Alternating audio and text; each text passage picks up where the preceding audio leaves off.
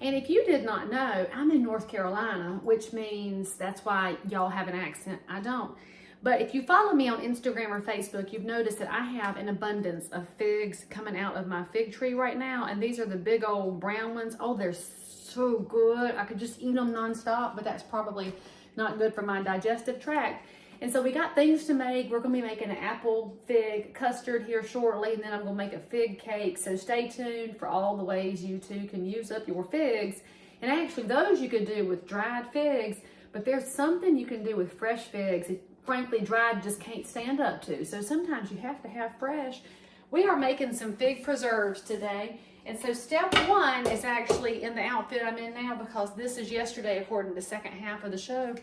Fig preserves, when done correctly, set overnight. And so here's what we have in our pot.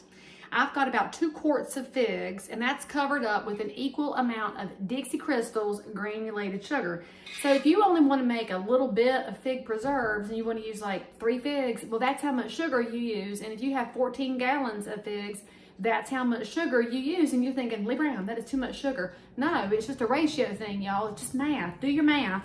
And so in my pot, you can see that I have 2 quarts of figs, 2 quarts of sugar, and you can cup it out. This was like 6 cups worth of sugar and 6 cups worth of figs. And then I took 1 lemon and sliced it up and threw it in here. So we have lemons, Dixie Crystal sugar, and figs, and then we're gonna cover it. This will sit on my stove overnight. It's not warmed up though, it's just on the stove to be out of my way.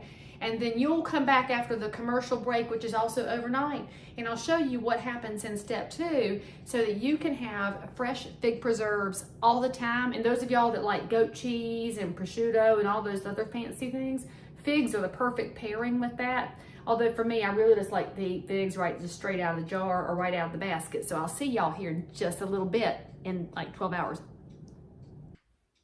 Oh, did y'all miss me? See, now I told y'all this was like a multi-day recipe. Let me show you what the figs look like after they sat overnight. So you'll see you got a ton of juice in there. Wish I knew how to zoom better, but you can see the juice, and it smells already really amazing. So the next step for making your fig preserves is you don't drain any of this juice off, and this is the good stuff. So you're gonna cover the figs, sugar, and lemon mixture in water. So just add enough water to cover your concoction here, and that will pretty much supplement your juice. And it's one reason you let it sit overnight, so that you have juice in addition to your water.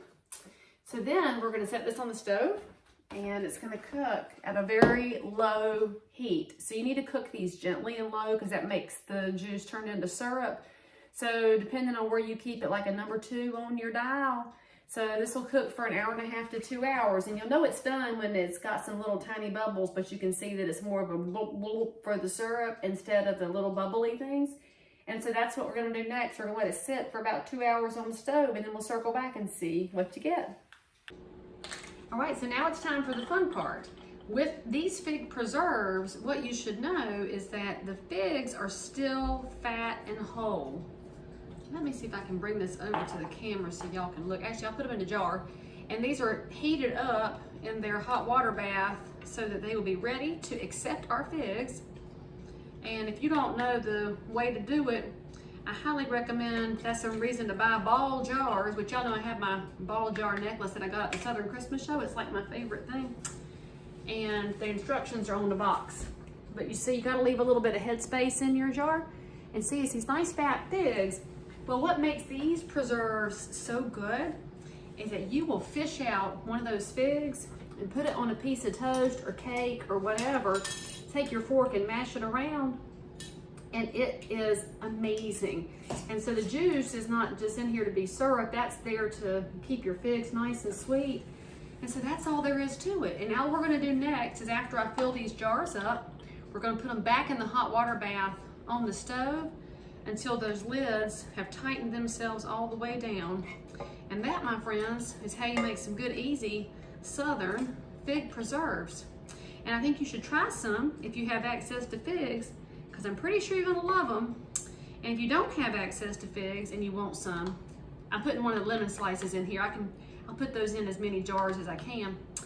And if you want some, by the way, you can let me be your realtor. Maybe this will be your closing present. You never know. Maybe you're a realtor somewhere who needs a good pro here in Charlotte and Concord. You might get a jar of fig preserves. You never know. In the meantime, go enjoy your fresh stuff, and we'll see you back here on My Kitchen, My Rules.